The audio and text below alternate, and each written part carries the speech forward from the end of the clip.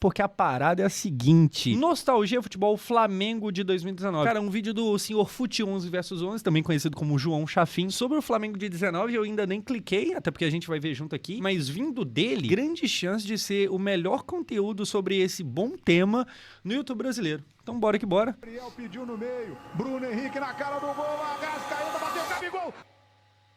Esse time realmente foi incrível, mas até chegar aqui, amigo, foi muito chão. Dos elencos fraquíssimos até chegar ao ponto de estar contratando jogadores de seleção. Das humilhações em campeonatos até se tornar o bicho-papão em cada competição. Da pobreza até se tornar o clube que fatura mais de 1 bilhão por ano. O Flamengo hoje é uma potência consolidada no futebol sul-americano, empilhando cada vez mais títulos e dinheiro a... Ele, João Chafim, que pra quem não sabe, também é flamenguista.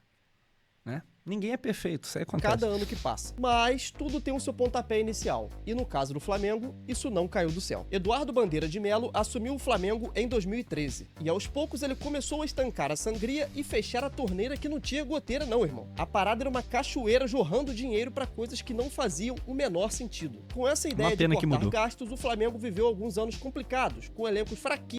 Dia mais feliz da vida do Josão. Mano, eu já falei um monte de vezes, provavelmente eu vou repetir o mesmo comentário aqui. Mas esse jogo da final, o que eu fiquei bravo, que me tirou do sério, que o vizinho gritando que era flamenguista lá, meu Deus do céu. O dia miserável, tá? Brasileiro. Nesse intervalo, o Flamengo ainda conseguiu conquistar uma Copa do Brasil. Copa do Brasil 2013. O que também ajudou muito na reconstrução. O mano aqui parece o Kaká. Financeira.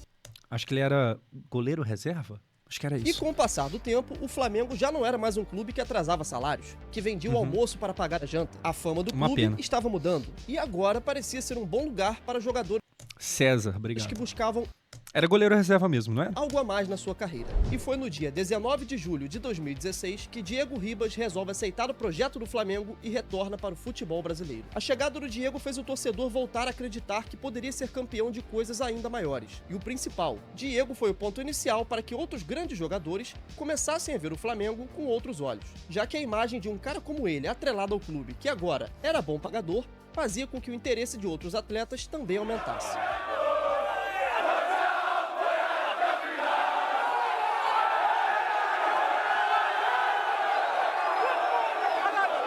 Te falar que na época eu não dei muita coisa pelo Diego não, tá? Não imaginei, sei lá, eu não achava grandes coisas não, mas aí se pá que eu errei eu mesmo.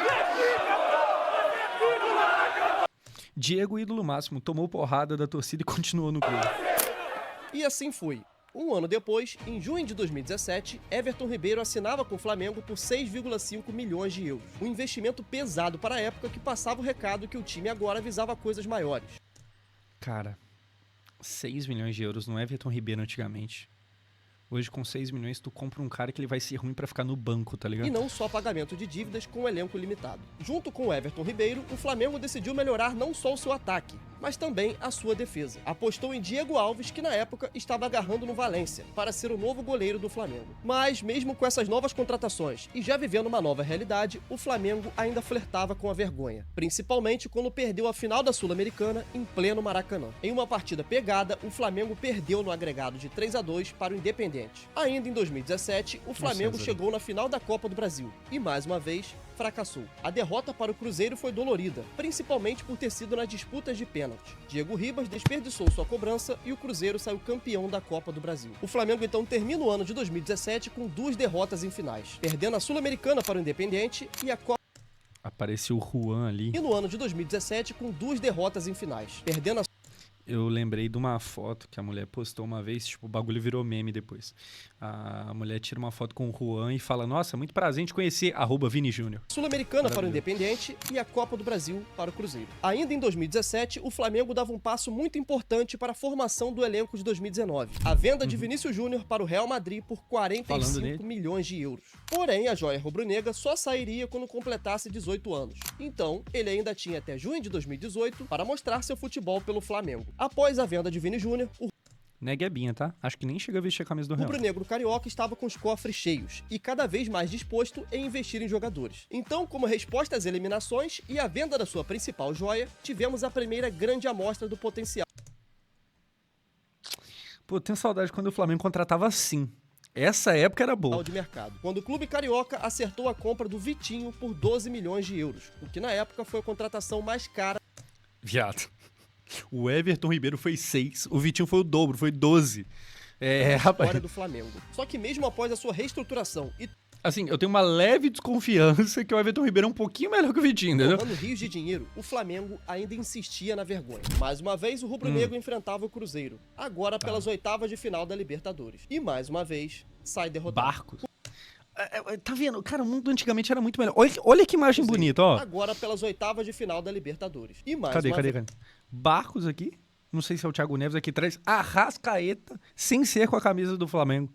Pô, coisa linda. Sai derrotado. Com gols de Arrascaeta e Thiago Neves, o Cruzeiro vence o confronto por 2-1. Léo Duarte foi o responsável por marcar o gol do Flamengo. Vitinho, Léo Duarte que foi pro Milan depois, que havia sido contratado para ser o jogador decisivo, acabou sendo a maior decepção do ano de 2018, já que ele encerrou a temporada com somente 3 gols marcados. O Flamengo também termina o Campeonato Brasileiro em segundo, com 72 pontos. O Palmeiras foi o vencedor com 80. E aí, cara, após encerrar o ano de 2018 com mais um fracasso, o termo que a torcida do Flamengo mais escutava era o famoso cheirinho.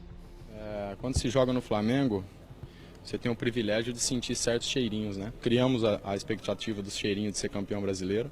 Mas as coisas estavam prestes a mudar de uma vez por todas na vida do rubro-negro. Com o fim do ano de 2018, também chegava ao fim a gestão do Eduardo Bandeira de Melo, que foi de muita importância para o clube carioca viver tudo o que vive hoje, já que ele foi um dos principais responsáveis por capitanear o projeto de reestruturação financeira provavelmente o principal. Clube, que começou desde o seu primeiro dia como presidente do Flamengo. Rodolfo Landim agora assumiria este cargo, e com ele a promessa de ser um clube vitorioso dentro das 4 linhas e acabar com o tal cheirinho. Mas agora, com o Flamengo com os cofres lotados, Rodolfo Landim, no seu primeiro ano de mandato, resolve atacar o mercado de maneira pesada. E o resultado foi uma janela que mudaria a história do Flamengo. Mas, mano, antes deixa eu falar aqui com você uma paradinha. Talvez você já me viu aqui um monte de vezes falar da Golcase, que tem garrafinha, que tem capinha de celular, só que você achou meio caro. Pô, achou bonito, mas entrou lá no site, achou meio caro. Deixa eu te falar o seguinte, eu não sei se você sabe, mas tem como sair mais barato, tá ligado? Basta você usar o cupom e falar o que eu vou te fazer aqui agora. Fazer o que eu vou te falar, eu falei o contrário, mas enfim. Bom, não sei se você sabe, mas eles têm a campanha de você paga só uma e leva 2, tá ligado? E aí sim você consegue um desconto da hora ali, principalmente se usar ainda por cima o cupom, que no caso é Josão, pra você ter o desconto. Lembrando que tem cupom também pra desconto nas garrafinhas, em tudo que você quiser no site. Você tá vendo aqui do Vasco e tal, que é o meu time, você já sabe, mas tem do seu time também, caso você não torça pro Vasco. Não tem problema, a gente não tem preconceito com quem torce errado, tá ligado? Enfim, você já sabe, usa aí o meu cupom Josão pra você ter desconto lá. O link da Golcase estará aqui embaixo. Nós estamos juntos e agora sim vamos voltar pro nosso vídeo. No dia 11 de janeiro de 2019, o clube carioca oficializava a contratação de Gabriel Barbosa, o Gabigol. O jogador que vinha por empréstimo do Santos havia acabado de ser artilheiro do Campeonato Brasileiro. Detalhe, o Gabigol foi o plano B. O plano A era o Pablo, que foi pro São Paulo. Tem hora que eu queria que o Flamengo tivesse conseguido as coisas que ele queria, tá ligado? E agora vestiria as cores do clube. Cara, o Gabigol ter sido o plano B é uma... Nossa, imagina se não tivesse rolado isso aqui. Cara, eu tenho certeza que todo flamenguista que acompanhava o mercado do Flamengo nessa época lembra desse vídeo aqui. Fala pessoal, aqui é o Gabriel, já tô com o manto, faço parte da nação, tamo junto. Como sempre, né? O Flamengo sendo amador e deixando a contratação vazar. Tudo normal. E aqui tem um detalhe importante, vazou cara. Antes. O Gabigol nunca foi a prioridade daquela Fala, João, fala com nós. diretoria. Muito pelo contrário, ele era o plano B. Na época, Braz e Landim sonhavam com a contratação do atacante Pablo, mas acabou perdendo o jogador que optou por fechar com São Paulo. Gabigol então veio pro seu lugar E deu certo, né? Nossa, Deus, ídolo demais lá no São Paulo. É ele e o Rogério Ceni, meu Deus do no céu. plano B. Junto com ele, também vieram Bruno Henrique, que veio do Santos, e uma negociação arrastada ali envolvendo o Uribe, que era atacante do Flamengo, e outros valores. Rodrigo Caio, que vinha do São Paulo para reforçar a zaga, e claro, não podia faltar a cereja do bolo. No dia 12 de janeiro de 2019, Cara, os caras comprou Bruno Henrique, Gabigol, Rodrigo Caio e Arrascaeta na mesma janela. Pô, aí a desigualdade é um problema que tem que ser combatido, tá ligado? Pô, não tem como não, velho. Não tem como não. Jorge de Arrascaeta foi anunciado como jogador do Flamengo. Após uma novela gigante com o Cruzeiro, ele finalmente veio a ser jogador E Rafinha, né? E do Rafinha. rubro-negro, superando a contratação de Vitinho. E sendo agora a nova contratação mais cara da história do Flamengo, por 63 pouquinho melhor que o milhões de reais. E cara, tudo parecia estar perfeito demais. E se tratando de Flamengo, a gente sabe que Isso nunca foi possível, né? Abel Braga foi escolhido para ser o primeiro treinador do Flamengo durante o ano de 2019. E dentre alguns acertos e muito mais erros, Abel comandou o time durante o Campeonato Carioca, onde conseguiu ser campeão mesmo com atuações muito abaixo do que aquele elenco poderia entregar. Mas, cara, de todos os erros que o Abel cometeu à frente do Flamengo, sem dúvidas, o pior deles foi a birra que ele tinha com o Arrascaeta. É uma parada inexplicável, cara, como que ele recebeu ali a maior contratação da história do Flamengo, era um jogador muito acima da média e praticamente nunca jogava. Ele sempre começava as partidas no banco. Era rotina, rapaziada. O Flamengo ia jogar, a escalação sempre vazava e lá estava o Arrascaeta no banco. E aí, somando tudo isso, com o nível baixo das atuações, a torcida do Flamengo perdia paciência. Abel Fluminense, do jeito que ele tava sabotando o time de propósito, tá ligado? Até porque naquela altura do campeonato, nenhum torcedor tinha mais saco pra historinha de reconstrução. O que a torcida realmente queria era vencer. Até que chegamos ao ponto do Abel Braga ser vaiado pela torcida. E até aí tudo bem, isso acontece em vários clubes no mundo. Só que naquele jogo, cara, o Flamengo saiu com a vitória, o que mostrava ali o descontentamento com o futebol apresentado em campo. Até que no dia 29 de maio de 2019, Abel Braga decide entregar o cargo de treinador do Flamengo. A diretoria então decide mais uma vez dar um passo ousado. As negociações já estavam em andamento, mesmo com Abel no clube. E a bola da vez não era um técnico brasileiro. Na verdade, não era nem sul-americano, e sim um europeu, um português, Jorge Jesus. Os caras lançaram tendência nessa aqui. 2 dias depois da saída de Abel Braga, o Flamengo oficializava a contratação do técnico português. O Abel vem antes ou depois? Eu não lembro, cara. O Abel vem... Pô, eu não sei se ele vai falar, vamos ver. Tudo bem, estavam ali anunciando um técnico novo. Agora, o que os dirigentes... Caraca, o Fred Caldeira, isso aqui eu nem reconheci. O Abel depois? Então, de fato, o Flamengo que lançou a tendência. É que assim, teve aquela época ali que todo mundo tentou ter o seu português, né? O Vasco teve aquele sapinto horroroso. Aí depois o Álvaro Pacheco, ano passado. Cara, o Fred Caldeira tá muito diferente. E tudo bem, estavam... O cara nasceu pra ter aquele bigode, tá ligado? Anunciando um técnico novo. Agora, o que os dirigentes nunca imaginavam é que naquele momento eles estavam realizando a principal contratação da história recente do Flamengo. Olha, o time de 2019, ele foi mágico em muitos sentidos. E claro, por mérito do... Bizarro pensar que o Vasco tentou contratar um técnico português porque teve inveja do Flamengo. Cara, na verdade, acho que quase todo mundo tentou ter o seu, tá? Tipo assim, a gente, querendo ou não, vive muito dos mesmos técnicos aqui no Brasil. Sempre foi assim, sempre vai ser, tá ligado? Então, sei lá, o Mano Menezes já treinou todo mundo, o Abel Braga já treinou todo mundo, o Luxemburgo treinou todo mundo, e aí o Flamengo foi buscar uma coisinha diferente, deu certo pra caramba. Mano, quando alguém faz algo diferente e dá certo, todo mundo tenta dar uma copiadinha. Os jogadores também, principalmente levando em consideração o nível... O foda é que o Flamengo foi buscar um cara que era muito bom, o Vasco, por exemplo, foi buscar uma desgraça. Aí... que era apresentado aqui no futebol sul-americano. Então, assim, o elenco do Flamengo estava realmente um nível muito acima. Mas o que realmente fez a diferença... O do Palmeiras, por exemplo, deu um tanto quanto certo. E mudou o patamar do clube não foram os jogadores, e sim Jorge Jesus. Muito além do esquema tático ou da boa relação com os jogadores, o principal que esse velhinho aqui fez foi trazer de volta algo que estava adormecido, tanto na Gávea como no torcedor. O espírito vencedor e a alegria de ver seu time em campo. E isso não é algo que você conquista da noite pro dia, cara. Tudo é feito nos mínimos detalhes, com o trabalho. Sabe como foi a apresentação dele? A primeira reunião que o JJ teve com os jogadores? Ele reuniu o elenco, colocou a foto das 3 taças, Campeonato Brasileiro, Copa do Brasil e Libertadores. Apontou para as taças e disse a seguinte frase: nós ganharemos essas 3 no final do ano. Se vocês acreditarem e fizerem o que eu mando, nós ganharemos. Porque não pode-se falar de outra maneira neste clube.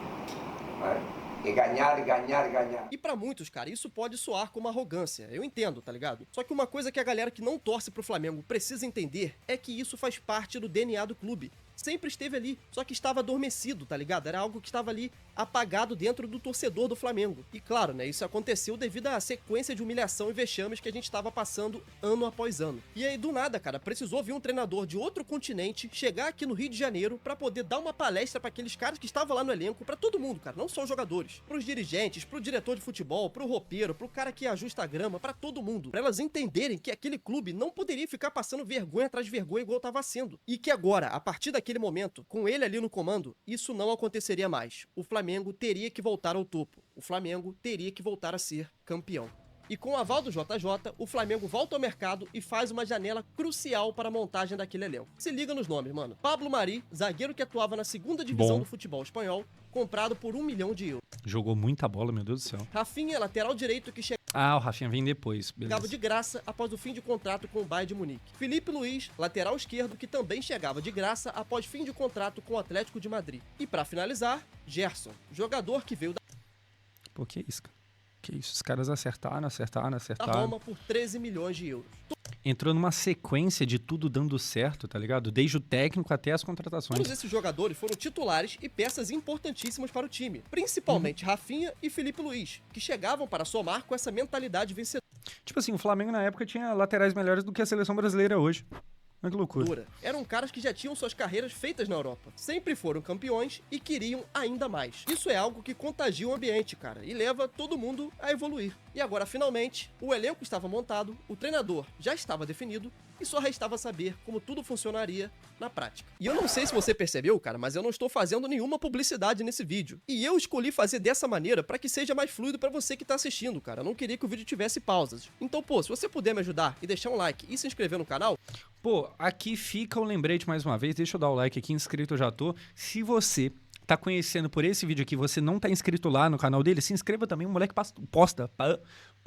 eu ia falar pasta. O moleque posta muito vídeo bom, se inscreva lá. Vai ajudar muito, mano. Porque essa decisão de não colocar publi no vídeo acaba influenciando muito no que eu ganho, cara. Então, pô, se você puder ajudar a divulgar esse vídeo, vai me ajudar demais, valeu? Agora sim, vamos voltar pro que interessa. Então, mano, um dos muitos elementos que ajudaram a formação daquele time foi o fato de que assim que o Mister assumiu o clube, o Brasil iniciava a disputa da Copa América, o que resultou na paralisação dos campeonatos por quase um mês. Assim, o Jorge Jesus teve bastante tempo para conhecer o elenco e começar a colocar as suas ideias em prática nos treinamentos. Então, no dia 29 de junho, o Mister comandou pela primeira vez a equipe principal do Flamengo. Mas não foi um jogo oficial não, cara. Foi lá naquele amistoso que o Flamengo fez contra o Madureira. O rubro-negro venceu por 3-1 e, inclusive, foi nesse jogo que tivemos o clássico bordão do Tamal Arão.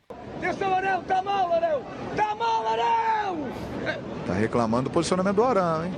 Sim, mano, o Tamal Arão foi retirado de um momento do jogo onde o JJ criticava a postura passiva do Willian Arão. Então, desde ali, o Mister já caiu nas graças da torcida, porque na época, irmão, o Arão era muito criticado e também havia ficado muito marcado pelas outras eliminações que o Flamengo vinha passando, principalmente pela postura do Willian Arão na marcação, cara. Muitas vezes ali, quem acompanha sabe que o cara simplesmente dormia. Então, ver um treinador ali na beira do campo gritando fazia que a torcida se sentisse representada, tá ligado? Tipo assim, porra, finalmente alguém chamou a atenção desse cara, tá ligado? Então, após a volta dos campeonatos, tivemos o primeiro jogo oficial comandado pelo Mister. A expectativa era gigante. Afinal, o Flamengo passou quase um mês sem jogar. Atlético Paranaense contra Flamengo pelas oitavas de final da Copa do Brasil. E a primeira escalação do Jorge Jesus foi bem diferente daquela que se consolidou nos outros jogos. Olhando no papel, ela nem parece tão ruim, né? Mas, quando a bola rolou, a coisa não foi tão legal assim não, tá? O time apresentou melhoras na ideia de jogo, dava pra ver que os jogadores queriam fazer algo bem diferente do que era com Abel Braga, mas ainda estava tudo muito cru e, principalmente,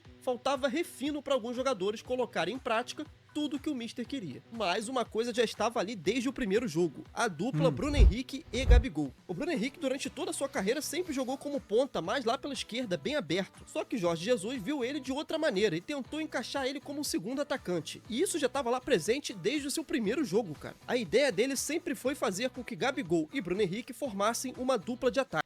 O mano falou aqui no chat que nem lembra do René no Flamengo. Pô, não é ele que o pessoal tinha medo dele perder um pênalti?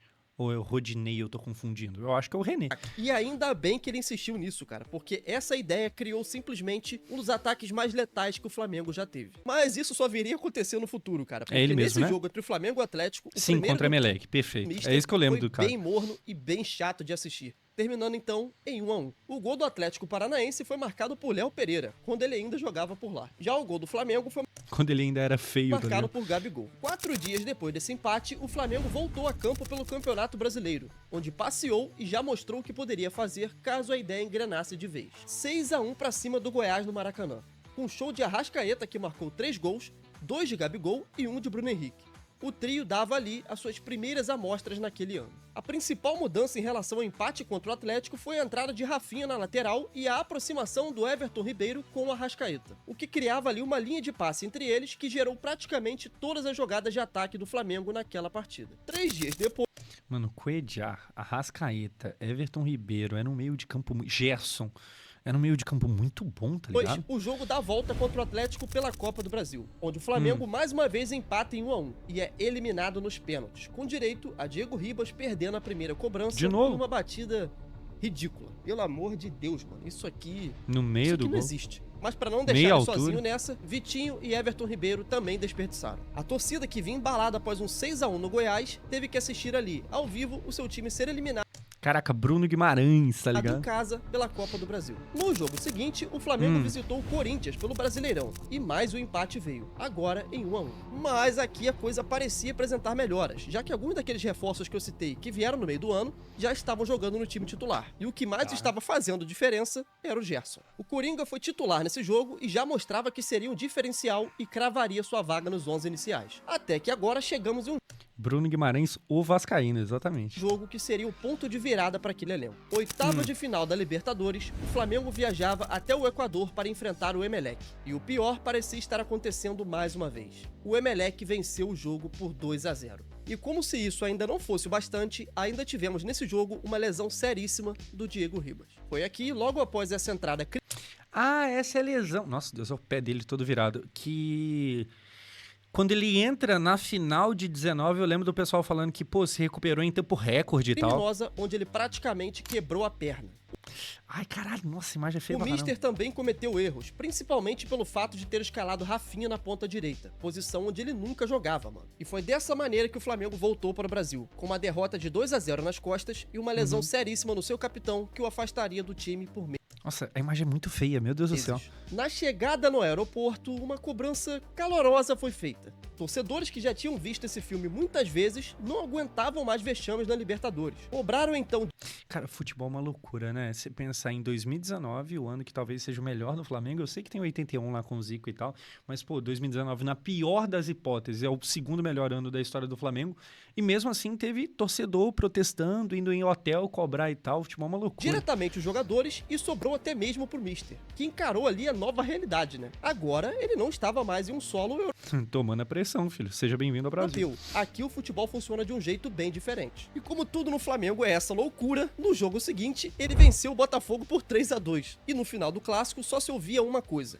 gritos da torcida acreditando na virada contra o Emelec. E assim foi. O Flamengo recebia o Emelec no Maracanã lotado com 67 mil torcedores. E a atmosfera gerada na arquibancada acabou virando uma pressão feita pelo time do Flamengo. E já no início da partida, resultou em um pênalti sofrido por Rafinha. Gabigol então pega a bola para bater e decide com perfeição. 9 minutos depois, uma jogada linda de Bruno Henrique que acredita até o Um corre que é uma desgraça também. Olha o tanto que o maluco estica a perna e chega, tá com ligado? perfeição. 9 minutos depois, uma jogada linda de Bruno Henrique que acredita Que isso? até o final e acha Gabigol livre para finalizar e marcar o segundo gol no jogo. Esse que já era o quarto gol dele na Libertadores, empatando o placar agregado de 2-2. Depois disso, o Flamengo ainda tentou manter essa pressão no primeiro tempo, mas o Emelec se fechou totalmente e conseguiu segurar o placar até o intervalo. Na volta, o rubro-negro ainda atacava, mas bem menos incisivo. Os jogadores pareciam estar com um pouco de receio de ir pra cima que nem louco pra tentar decidir e acabar deixando uma brecha pra contra-ataque. Então acabou sendo ali mais 45 minutos de nervoso do que de bola jogada. Então ali aconteceu o que todo mundo temia. O Flamengo iria decidir a sua vaga das quartas de final da Libertadores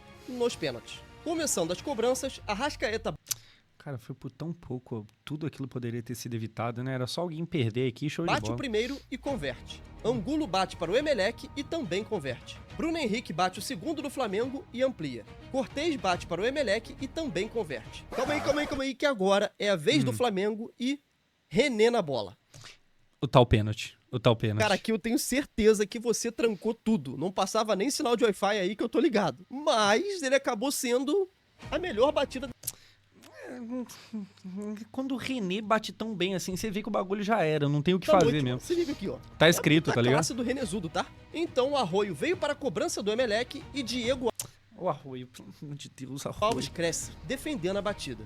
Depois disso, Rafinha bate o seu pênalti e também converte. Nicolás Queiroz vem para a última batida do Emelec e desperdiça. O Flamengo agora avançava para as quartas de final da Libertadores, suando sangue, mas classificado. Mas passou. Só que agora, mano, no jogo seguinte nós temos um marco muito importante. Gravem essa data, hein? No dia 4 de agosto de 2019, o Flamengo enfrenta o Bahia e perde por 3-0. Esse aqui, inclusive, foi o primeiro jogo do Felipe Luiz como titular pelo Flamengo. E ele já chegou sendo muito criticado por ter perdido na velocidade nesse lance aqui, ó. É nessas horas, cara, que a gente vê que a grande massa tá cagando pra futebol europeu. Quem acompanhava o Felipe no Atlético de Madrid, principalmente nessa época, sempre soube que a velocidade nunca foi forte dele, cara. Se você fosse colocar ele pra correr atrás de atacante, você ia se decepcionar quase sempre. Só que, por outro lado, ele nunca precisou da velocidade pra poder fazer diferença nos jogos. Mas esse jogo é importante por um motivo. Depois dessa derrota, o Flamengo só voltaria a perder em dezembro de 2019.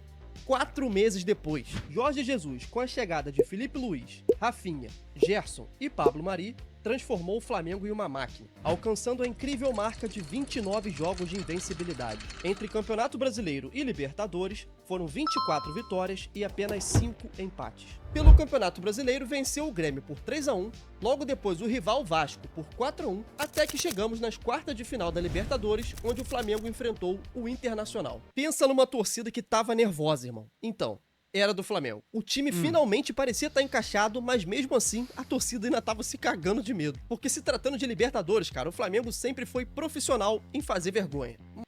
Até essa altura aqui do campeonato, o Flamengo tinha uma só. Uma. Hoje tem 3. Mas naquele ano, seria diferente. O primeiro jogo... Sendo que essa uma era de 1981, tá ligado? É de muito tempo atrás. O Maracanã foi uma aula do Flamengo. Uma vitória por 2-0 com 2 gols de Bruno Henrique e uma partida absurda de Gerson no meio-campo. Isso era uma parada que a torcida simplesmente não estava mais acostumada, cara. O Flamengo venceu num jogo de Libertadores, uma quarta de final, em pleno Maracanã, por 2-0, com tranquilidade. Que tipo de time era esse, tá ligado? Até que no jogo seguinte, pelo Brasileiro, o Flamengo foi até o Nordeste para enfrentar o Ceará. Esse gol é pouco bonito. E venceu por 3-0. Inclusive, foi nesse jogo que tivemos aquela icônica bike do Arrascaeta. Um golaço histórico do uruguaio que chegou a disputar o... Você vê que a fase tá boa, que tu tá dando certo. Quando até um gol desse aqui acontece, tá ligado? Inclusive. Até que chegamos no jogo da volta da Copa Libertadores. Internacional contra Flamengo. Esse jogo também marcou a última partida do Cuejar, que era um colombiano que jogava ali pelo meio campo como volante, e a torcida do Flamengo adorava o cara, mano. Só que ele acabou saindo do time uma transferência muito esquisita, cara. Aconteceu ali em cima da hora. Chegou a ser especulado no Vasco algumas vezes, aí o pessoal sempre levantava a questão dele ter uma tatuagem do Flamengo. Tipo assim, pô, a gente vai trazer pro time um cara que tem uma tatuagem do rival. Acabou que nunca Tem veio. boatos aí que... Principalmente quando o Ramon veio, ele tava lá com o Ramon que hoje tá no Internacional. Ramon Dias, técnico. Ele tava lá com o Ramon no Al Hilal, e aí o Ramon veio pra cá, o pessoal pedia e tal, acabou que nunca Por conta veio. de relacionamento e tal, enfim. Eu não vou entrar nesse mérito. Mas a real mesmo é que...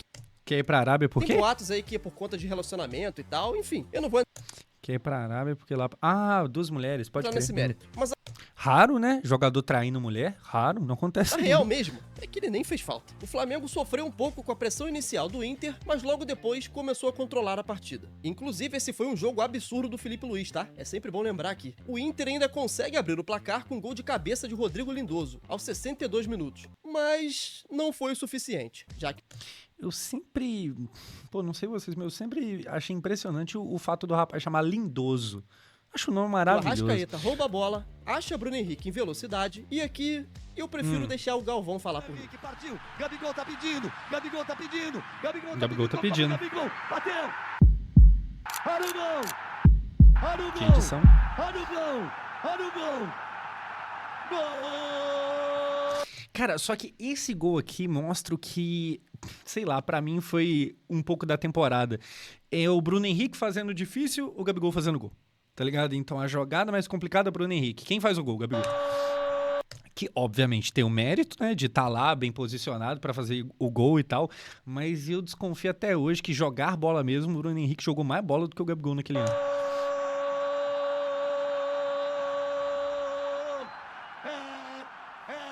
Inter 1, Flamengo 1. Gabigol marcava o seu 5º gol na Libertadores e classificava o Flamengo com um agregado de 3-1. Agora, o rubro-negro carioca enfrentaria o Grêmio pelas semifinais. Foda que essa aqui é foto do Mundial, se eu não me engano, lá contra o Liverpool. Gol do Firmino, que jogou no Liverpool. Pô, sei lá, talvez o ponto fraco aqui seria o quê? O Willian Arão. Só que essa altura do campeonato até ele tava jogando bem. Tirando ele, o que seria o ponto fraco desse time? É só jogador bom, tá da ligado? Libertadores da América. Só que entre o jogo da volta contra o Inter e a primeira partida da semifinal contra o Grêmio, a gente teve vários jogos no Brasileirão que precisam pelo menos ser mencionados aqui. O Flamengo meteu um 3-0 no Palmeiras, também meteu um 3-0 no Avaí, 1-0 no Santos. Gol do Reinier. Inclusive, foi aqui que teve aquele gol de cobertura absurdo do Gabigol, tá? Também tivemos 2-1 no Cruzeiro fora de casa, outra vitória contra o Inter, agora pelo Brasileiro por 3-1, e um 0-0 contra o São Paulo, nas Juan Fran. vésperas do primeiro jogo da Libertadores contra o Grêmio. E aí? Gaúcho é o melhor técnico do Brasil? Aí cabe a você falar. O meu time é o melhor do Brasil, sim. E o técnico? Joga o melhor futebol do Brasil. Lembrando que 2 anos antes, o Renato tinha sido campeão lá, com o Luan destruindo a Libertadores e tal. Sim. Meu time joga contra qualquer equipe, em qualquer lugar. Nossa, pior que é uma goleada, né? Caralho, é um atropelo do Flamengo. Sempre pra vencer. E esse era o hype para o confronto. O Grêmio de Renato Gaúcho, que naquela época ainda metia medo no continente, principalmente quando o assunto era Libertadores, além, é claro, do fato de eles contarem com Cebolinha, né, que naquela época estava voando. Ele havia acabado de conquistar a Copa América com o Brasil, inclusive sendo um dos principais jogadores. Substituindo o Neymar, só isso. O clima já estava criado. O Flamengo não disputava uma semifinal de Libertadores desde 1984. Cara, olha isso, cara. Olha isso, que loucura. 5 anos de espera. Esse jogo marcava também a primeira vez em que o 11 ideal que ficou marcado na história do Flamengo entrava em campo pela Libertadores, já que Cuejar ainda fazia parte dos 11 iniciais até o último confronto contra o Internacional nas quartas de final. Os 11 eram Diego Alves no gol, Rafinha, Rodrigo Caio, Pablo Mari e Felipe Luiz, Arão, Gerson, Everton Ribeiro e Arrascaeta, Bruno Henrique É um time muito forte. E Gabigol. E rapaziada, agora eu vou dar a minha opinião aqui, ok? Eu acho que esse primeiro jogo contra o Grêmio da Libertadores foi ainda melhor do que o segundo no Maracanã. Apesar do placar, é claro, né? Se não tivesse vários gols impedidos, mano, o Flamengo teria passado o carro já na primeira partida. O que jogou de bola o Gerson nessa partida foi brincadeira, irmão. Não só o Gerson, o Bruno Henrique, o Gabigol, o Arrascaeta jogou muito também. Foi uma partida de almanaque do Flamengo, velho. O Grêmio praticamente não conseguiu impor quase nenhum risco. Só que mesmo assim o jogo terminou em 1-1. O gol do Flamengo foi marcado pelo Bruno Henrique de cabeça, depois de uma assistência do Arrascaeta, e o Grêmio acabou empatando o jogo no finalzinho, com um gol de PP. Aqui eu também preciso destacar essa defesa absurda do Diego Alves no chute do Cebolinha, irmão. É sempre bom lembrar, cara, porque caso esse gol entrasse, poderia ter mudado o rumo do jogo. Mas não mudou. A partida terminou em 1-1 mesmo. E agora, no jogo da volta, o torcedor do Flamengo, que tanto sofreu nesse...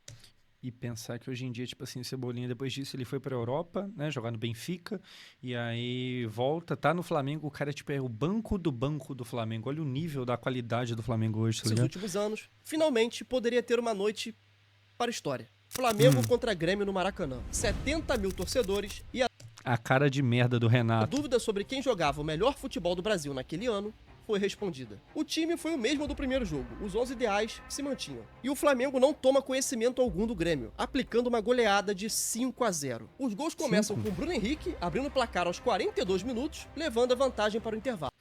Esse jogo, eu lembro que, primeiramente, que eu morava ainda com os meus pais, eu lembro que eu tava vendo no quarto do meu pai lá, meu pai tava vendo, a gente também, tipo assim, mano, quando os caras fazem o quarto gol, tipo assim, a gente se olha assim, tipo, deu ruim, tipo, os caras tão bom, Na volta do intervalo, 2-0 já de cara, e um golaço do Gabigol que pega... E o vizinho lá do lado, que morava lá, nossa, gritando, berrando toda a vida, era flamenguista doente, gritando toda a vida, era de noite, tava tarde, o maluco gritando. Essa sobra dentro da área e manda uma bomba de esquerda. Aos 56 minutos, pênalti em Bruno Henrique, que Gabigol cobra e não desperdiça. 7º gol dele na competição. O Grêmio já estava nocauteado, mas o Flamengo não quis nem saber, irmão. O Pablo Mari se aproveitou e enfiou 4-0. Logo depois, Rodrigo Caio completa a goleada, fechando o 5-0. Aqui, sinceramente, né, rapaziada, dá pra perceber que o Grêmio não sabia nem mais onde tava, pô. Esse gol é gol de pelada, cara. Além... Cadê a cara do Renato? Da goleada, esse jogo também ficou marcado pela volta do capitão Diego Ribas, que havia ficado fora por 3 meses, tratando a lesão na perna que ele sofreu na primeira partida contra o Emelec. Logo depois do terceiro gol, o treinador virou pro banco, assim, olhou no meu olho e falou, vai aquecer. Quando eu cheguei para aquecer, os outros jogadores meio que pararam de aquecer. Todo mundo queria entrar naquele jogo, mas eles meio que reconheceram que caramba, é o momento do cara jogar, tomara que coloque eles. Eles torceram por mim ali, sabe? Cara, foi uma noite histórica pro Flamengo, parece que tudo deu certo, tá ligado? Foi a tempestade perfeita que resultou naquela partida. Mano, e a confiança que o time ganha depois de meter um 5-0 numa reta final de Libertadores é brincadeira, né? Naquele ano. Os caras entram pro próximo jogo achando que consegue derrubar um gigante. No geral, né? O amasso completo. Ah lá, a carinha dele. Resultou na imagem do Renato Gaúcho na beira. Agora o Flamengo precisava confirmar que também era o melhor time da América. Na grande final da Libertadores, 38 anos depois da sua última participação, contra o River Plate de Marcelo Gallardo, o atual campeão da competição. Mas nesse intervalo do 5-0 contra o Grêmio até a grande final da Libertadores, o Flamengo ainda disputou 7 jogos pelo Campeonato Brasileiro, onde venceu 5 e empatou 2. Com destaque para um 4-1 para cima do Corinthians, o hat-trick de Bruno Henrique e também o clássico contra o Vasco, que terminou... Esse jogo é muito pica. O gol do Ribamar no finalzinho. Caralho, esse jogo é muito foda. Muito foda, muito foda. Foi em 4-4, onde nós tivemos a clássica fala do Bruno Henrique, que acabou virando bordão na torcida do Flamengo. Outro patamar? Então a gente tem que ter cabeça no lugar, porque nós estamos em outro patamar. Mas o Flamengo teve cabeça no lugar ou não? Cara, nós perdemos a cabeça um pouco. O Flamengo é muito grande. O Flamengo tem várias páginas de Instagram. O Flamengo já era líder isolado do Brasileirão e agora iria para o seu jogo mais importante do século. Flamengo contra River Plate no dia 23 de novembro de 2019. A final seria decidida no Estádio Monumental de Lima, no Peru. E com 60 mil torcedores no estádio, um misto de argentinos e de rubro-negros, o Flamengo foi a campo com seu 11 ideal. O clima, irmão, era de parto, tá ligado? É um time muito foda. Qualquer toquinho na bola parecia que era uma tijolada. Os jogadores do Flamengo, irmão, todo mundo tava claramente muito nervoso ali nos primeiros 10 minutos de partida. Já os jogadores do River pareciam estar bem de boa, cara. A pressão realmente estava toda pro lado do Flamengo, que não chegava uma final há 38 anos. Somando tudo isso a um calor absurdo que tava no dia, a gente teve ali, irmão, um primeiro tempo terrível do Flamengo. O River do Marcelo Gallardo surpreendeu a todo mundo no início do jogo, porque não quis saber de adotar postura defensiva não, mano. Eles marcaram em cima durante praticamente todo o primeiro tempo. Uma pressão absurda. Estavam ganhando todas as divididas, minavam as trocas de passe do Flamengo com faltas, fizeram o primeiro tempo de manual mesmo, tá ligado? Eles pareciam ter o antídoto para vencer o Flamengo, que até então era imparável. Até que aos 15 minutos do primeiro tempo, Borré abre o placar para o River Plate. Em uma jogada que parecia que não daria em nada, Gerson e Arão acabam ficando na indecisão. Um deixa pro outro e ninguém vai. Quem tiraria a bola? Nenhum dos dois tira e ela sobra nos pés do Borré, que finaliza no canto do Diego Alves para abrir o placar para os argentinos. Naquele momento, o torcedor do Flamengo imaginava 300 coisas. O nervosismo, que já era grande, só aumentava. A bola continua rolando e o Flamengo viveu uns 5 minutos de apagão após o gol, onde o River teve mais... Mano, tudo que eu queria era que o relógio passasse. E o relógio não passava nesse dia, o jogo não acabava. Meu Deus do céu. Passava 20 minutos, eu olhava pro placar, passou 5. Eu falei, ué, o que é isso aqui? Tá ligado? O nosso bagulho não andava. Posse e foi mais incisivo, mas não... Nossa, eu nunca fui tão River Plate na minha vida. Conseguiu ampliar o placar. Logo depois, o Flamengo finalmente consegue se acalmar. O River tem a mesma faixa do Vasco, aqui tava até fácil, tá ligado? E voltar para o jogo. Chegamos então no intervalo, onde o River ainda vencia por 1-0. Os dois times voltaram sem alterações. O Flamengo, logo aos 10 do segundo tempo, já era melhor na partida. Não só por mérito próprio, mas sim também pelo fato dos jogadores do River estarem extremamente cansados. Até porque era impossível realizar toda aquela marcação que eles fizeram no primeiro tempo durante 90. E é natural que alguém que tá perdendo fique mais com a bola, procure mais o ataque, né? Natural, ainda mais uma final. Com isso, o Flamengo foi se soltando, mas ainda não ameaçava de fato o gol dos argentinos. Então, aos 66 minutos, o Flamengo, que já era melhor, fez a sua primeira alteração. Já é o Diego Ribas? Já Diego no time do Flamengo. Um cara extremamente experiente no momento desse. Estaria planejando Jorge Jesus. Ele treinou com o Diego durante a semana. Sai Gerson e entra Diego Ribas. Inclusive, essa partida do Gerson é pra ele esquecer, irmão. O cara não jogou nada. O River responde logo 3 minutos depois, tirando o Nacho, que estava fazendo uma partida. Cara, Julian Álvares. Caralho, que doideira. Julian Álvares. Que loucura, tá ligado? Taça e colocando o jovem Julian Álvares. E aos 75 minutos... Aqui ele errou. Aqui, nossa, colocou esse maluco pesado toda a vida. Nossa, nada a ver. Aqui ele tava tentando sentar em cima do resultado. Sai Borré, o autor do gol, pra entrada de Lucas Prato. O Flamengo, a essa altura, Se bem que não, né? Trocou atacante por atacante, sentar em cima do resultado seria, né, recuar mais o time. Mas pesadão, não, péssimo. Terminava o jogo. Era hora de colocar alguém, sabe, com cu de nitro pra correr o campo todo, pra marcar que nem um maluco. Tendo algumas chances com o Everton Ribeiro e outra que o Arrascaeta puxa uma bike, mas não arruma nada. E aí... Aí também se o cara faz gol de bicicleta na final da Libertadores também, pode acabar a vida, né? Aí zerou. Aí não tem mais o que viver. Você vai acordar no outro dia pra quê? Você já fez tudo, tá ligado? Mano, aos 89 minutos, uma jogada que parecia que não resultaria em nada, Diego Ribas dá o combate, Arrascaeta... Toca a bola, Prato. Toca a bola, Prato. Pelo amor de Deus, meu filho. Toca aqui, ó. Aqui embaixo que livra, ó. Toca a bola. Também insiste. Ele... Não, vou driblar, pô. Vou driblar. Eu, Lucas Prato. Oh, Nunca driblei na vida, vou driblar. Avança e toca pra Bruno Henrique. Aqui o Bruno recebe e conduz bem a jogada que ele vai fazer é uma brincadeira. devagar. A marcação do River já chega e fecha o espaço. E aqui, rapaziada, Ele volta. qualquer outro jogador no lugar do Bruno Henrique, aos 88 minutos, perdendo o jogo por 1-0, faria o que nessa jogada? Receberia e cruzaria pra área. E seja o que Deus Ele dá um passe à frente. Nossa, é muito bonito. quiser. Mas é aí que o Bruno Henrique surpreende. O Arrascaeta tá passando aqui como quem não quer nada, tá ligado? Fingindo de bobo. Não, tô só à toa aqui, tô só de passeio. Marque eu não. Ele vê que a marcação já fechou o espaço, decide voltar com calma, Olha lá, a marcação aqui olha pra ele, o Arrascaeta passa nas costas. segurando a bola, até que ele vai pra cima novamente, dá um drible e acha Nossa, o Careca aqui se dividindo entre um aqui e outro um ali. espaço que, mano, ninguém esperava. Nem o Arrascaeta se ligou que ele faria aquilo. E mesmo assim, na Muito bom raça, jogador. o Arrascaeta consegue arrancar e chegar na E aí o bola no Gabigol tá carrinho antes do zagueiro, pra achar Gabigol livre. O Gabigol tem o mérito de estar muito bem posicionado, mais uma vez, aquela coisa toda, tá ligado? A questão de, caramba, que estrela e tal. Dito isso, o trabalho sujo aqui é do Bruno Henrique. O trabalho pesado, o trabalho difícil é do Bruno Pra Henrique. empatar o jogo.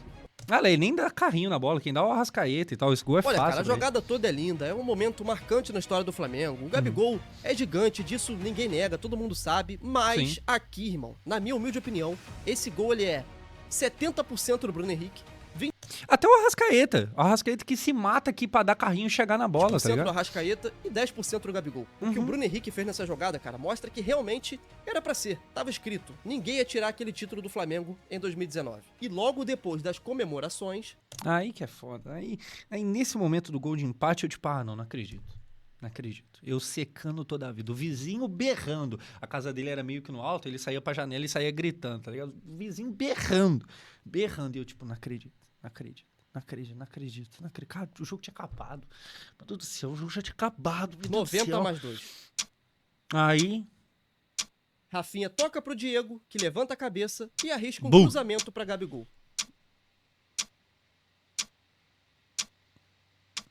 era pros caras terem entrado mais forte no tornozelo dele. Bateram foi pouco.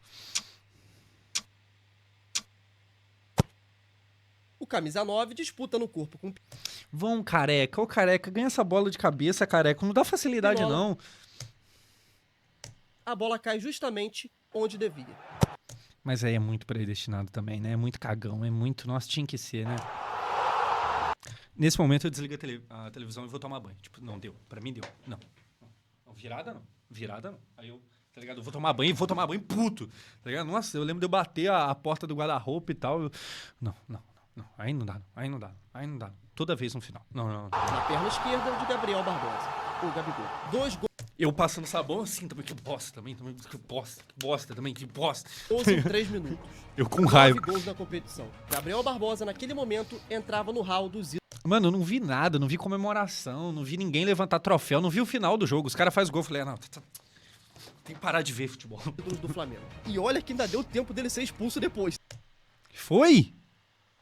Caralho, fiquei sabendo disso agora, 6 anos Tá? depois. Mas a partir dali o jogo já estava decidido. 38 anos depois, o Flamengo voltava a conquistar a América e agora era bicampeão da Libertadores. E serão lembrados para a eternidade como a segunda geração de ouro do Flamengo.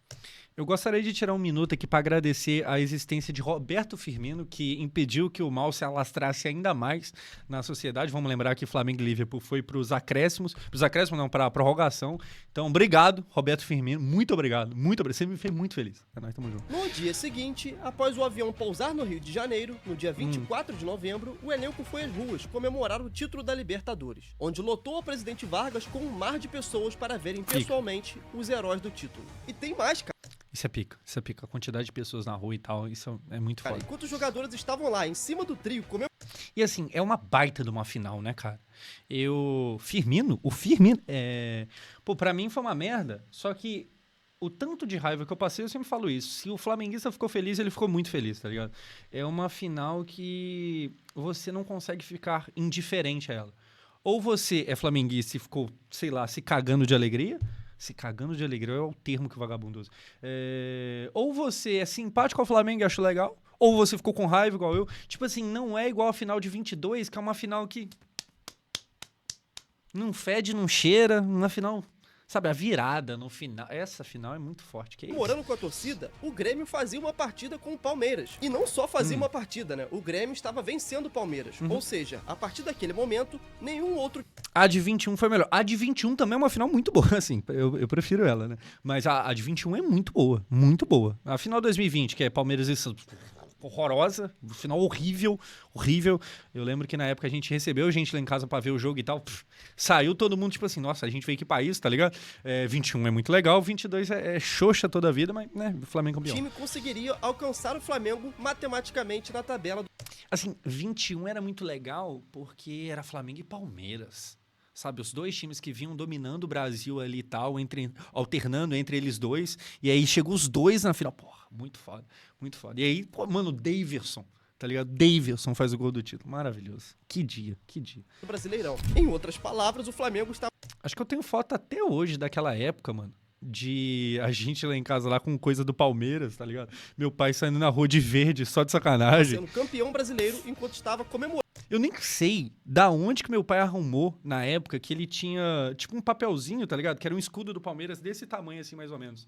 Se eu lembrar, se eu conseguir achar, eu vou pedir pro Bruno colocar na edição a foto da gente na época. Eu não sei se vai estar nesse celular aqui, porque eu já troquei de celular um monte de vezes. Mas enfim, eu não sei da onde meu pai tirou, mas ele tinha um escudozinho do Palmeiras desse tamanho assim e tal.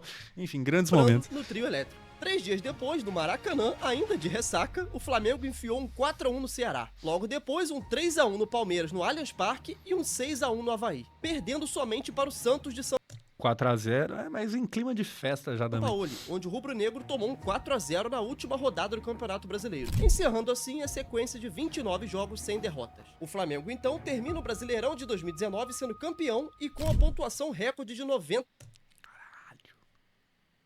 O Atlético Paranaense em quinto. Caralho. Não, assim, mais absurdo que o Atlético Paranaense em quinto é pensar o Santos em segundo, né? Porque hoje em dia o Santos, meu Deus do céu, 90 pontos no Brasileirão, 28 vitórias.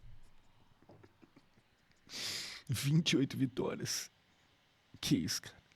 Que isso. Pontos. O Santos fica em segundo com 74. E depois de ser campeão brasileiro e da América, o Flamengo agora viajava para o Mundial de Clubes, onde tentariam mais uma vez... Obrigado, Firmino. Nem sei onde você tá, mas que Deus te abençoe onde você estiver. Repetir o feito de 81. No dia 17 de dezembro de 2019, o Flamengo fazia sua estreia no Mundial de Clubes, contra o Al Hilal da Arábia Saudita. Pô, quem não tava aqui com medo do Flamengo, sabe, conseguir o mundo...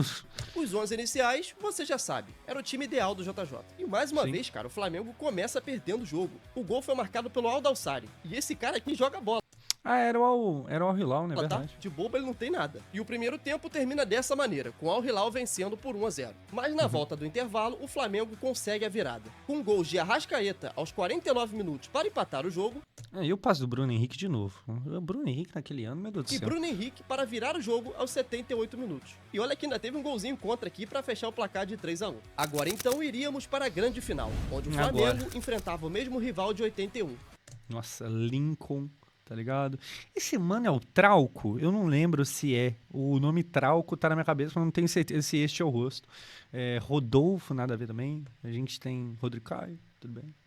Enfim, tem umas pecinhas aqui, Uribe. O gigante inglês, Liverpool. Eu acho, sinceramente... Alguém confirma se é o Trauco aquele lá mesmo? Que essa partida contra o Liverpool foi o auge de todas as partidas que eu já vi do Flamengo, velho. Porque mesmo que a gente tenha perdido, cara, levando em consideração todo o contexto da partida, o rival que era, não era qualquer um, tá ligado? Aquele Liverpool do Klopp, cara, é um dos melhores elencos que eles já tiveram na história, velho. E o Liverpool é um clube gigantesco, então, só de você estar enfrentando um dos melhores elencos de um clube gigante como eles, sem falar, é claro, que a gente chegou naquela partida com mais de 50 jogos já disputados no ano. A câmera tava na frente? O Pires da Mota também tava ali, o loirinho. Mas foi mal, pensei que tinha dado pra ver. Mano, enquanto o Liverpool tava ali começando ainda, engrenando, tava voando fisicamente, enquanto a gente já tava completamente desgastado. Ali pra mim foi o momento que ficou claro que o Jorge Jesus conseguiu extrair o máximo daqueles jogadores. A partida que o Arão fez, pra mim, é o maior exemplo disso. Ele, cara, jogou muita bola, enfrentando os melhores jogadores do mundo. O mesmo Arão que há pouco tempo atrás apanhava na Sul-Americana, velho. Sempre que for falar do Flamengo de 2019, o primeiro cara que tem que ser lembrado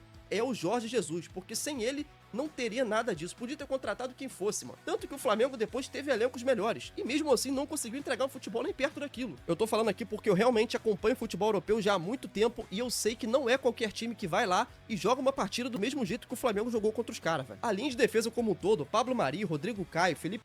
Não, tem esse grande momento desse jogo aqui que a gente é obrigado, já que estamos falando do assunto, a gente é obrigado a reassistir, né? Cadê? Deixa o YouTube abrir aqui, ó. Gabigol humilhando Van Dijk. Pô, calma aí, não é qualquer coisa. Calma. Tire as crianças da sala. É humilhação que vocês vão ver aqui, tá? É humilhação. Imagens fortes. Isso é legal. E carai. Epa, tudo bem, YouTube? Tudo bom, YouTube? Isso é legal. O vídeo tá em 4K, você não repara não. Vamos lá, aí chega Gabigol. Pedalou. O Henrique tá na área, ele partiu, balançou. Nossa, isso é legal. Humilhou. Vou até ver de novo, peraí. Aí chega Gabigol. Bruno Henrique tá na área, ele partiu, balançou. Pode aposentar. Acabou. Sobrou nada pro Salah, não pro Van Dijk. Pode aposentar, acabou. Tem nem pra que continuar a carreira. O Luiz, o Rafinha, todos eles jogaram muita bola, cara. Quem ficou devendo nessa partida, na verdade, foram os caras que decidiram o ano inteiro, né? O Arrascaeta. Eu gosto daquele take que tá o Lincoln olhando pro Van Dijk, assim, tá ligado? O Everton Ribeiro e o Gabigol. Você deve ter reparado que eu não citei o Bruno Henrique aqui, porque, irmão, o Bruno Henrique, o que ele fez naquele jogo é coisa de maluco. O Arnold tá tendo pesadelo com eles até hoje. Tudo bem que o Arnold nunca foi lá um exímio marcador, a principal característica dele nunca foi defesa. Mas, cara, o Bruno Henrique não tomou conhecimento dele, mano. Não, o Flamengo fez um baita jogo. Nesse dia eu tava... Mas, mesmo assim, não foi o suficiente. O Liverpool venceu o jogo por 1-0 com um gol marcado por Firmino. E olha que a gente ainda teve direito a uma chance perdida pelo Lincoln. Que vamos combinar? Grande Lincoln. Não era tão simples assim como muita gente pinta por aí, né? Tem uma galera que fala de um jeito, cara, que se você não viu o lance, pensa até que ele perdeu um gol sem goleiro. Mas, pô, na moral, não era tão fácil fazer esse gol aqui, né? É que assim, se essa bola cai no pé do Gabigol, a coisa poderia ter sido... Como eu já disse antes, eu acompanho muito futebol europeu aqui já há muito tempo, e na minha opinião, e também na do Felipe Luiz, que eu já vi ele falar em entrevista depois, o Liverpool não... Era esse aqui que eu tava perguntando. Pô, esse mano é o Trauco, né? Que eu lembro que alguém era Trauco, eu acho que é ele, mas não tenho certeza. Jogou ali na rotação máxima e, pô, eu acho que todo mundo que é sensato e assistiu os jogos com os dois olhos abertos sabe disso. Mas também não é como se os caras tivessem entrado pra perder, irmão. A partir do momento que a bola rola, ninguém entra pra perder. Eu acho que eles podem ter subestimado o Flamengo, de não ter levado muito a sério aquela... É, e tem a preguiça de Mundial. O jogador europeu chega pro Mundial com... Nossa, Deus do céu, não tem que jogar mesmo? Partida antes do jogo rolar e tal, não ter estudado muito... É o Tuller, não é o Trauco, obrigado. Quem que é Trauco? Agora eu vou ter que lembrar quem que é Trauco. Alguém era Trauco. Trauco, deixa eu ver se pelo menos parece, tá ligado? Pô, nada... Opa, cliquei errado. Nada a ver. Assim, cabelo preto só. Enfim, é isso aí. Perdão. Muito bem o adversário, chegou lá e se surpreenderam. Mas agora também não dá pra falar aqui que os caras entraram cagando pro jogo, valeu, e vamos lá ver como é que é. Não, também não foi assim, tá? Só que também não deram a vida. Não, eu acho que assim, assim como todo bom europeu, o Liverpool entrou... vamos lá.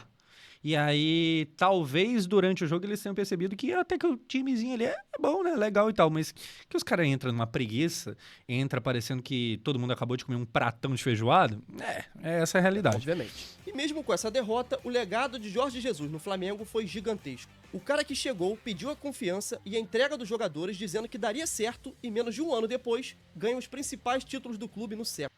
Ele ganhou o Brasileiro e a Libertadores. Aí o Botafogo conseguiu fazer isso ano passado. E, além dos dois, o Santos do Pelé. Só acabou isso. Jogando um futebol que encantou o Brasil todo, transformando Bruno Henrique e Gabigol em uma dupla letal, que somados fizeram 78 gols no ano de 2019. Acabou-se. Tu acreditas muito naquilo que fazes, tu não tens expressão, não tens emoção, tens prazer de jogar e tens convicção que vais ganhar. Foi exatamente o que fizemos. E é isso, rapaziada. Eu só vou pedir pra você deixar o like e se inscrever no canal, caso você não seja inscrito. Se inscreva lá. Qualquer erro que possa ter tido nesse vídeo, cara. Eu me esforcei o máximo pra minimizar todos eles, mas eu tenho certeza que vai acabar passando alguma coisa, vai acabar faltando alguma informação. Então eu já peço desculpa aqui se teve algum fato que você queria muito que fosse falado, mas acabou passando batido. Mas é isso, muito obrigado. Eu queria que o Prato tivesse tocado a bola. E se não for até pedir o próximo demais. vídeo, hein? Fui. Mano, muito bom vídeo mesmo. A gente tá falando aqui de 36 minutos o vídeo dele. Eu imagino o trabalho que deu pra fazer isso aqui. Pô, vamos dar uma moral lá. A galera que ainda não é inscrita no canal do João, se inscreva, o link estará aqui embaixo. Pra quem conheceu agora, esse é o nível da qualidade do que ele faz, tá ligado? O moleque é muito bom mesmo, muito bom mesmo. Enfim, baita vídeo e é isso aí, pessoal.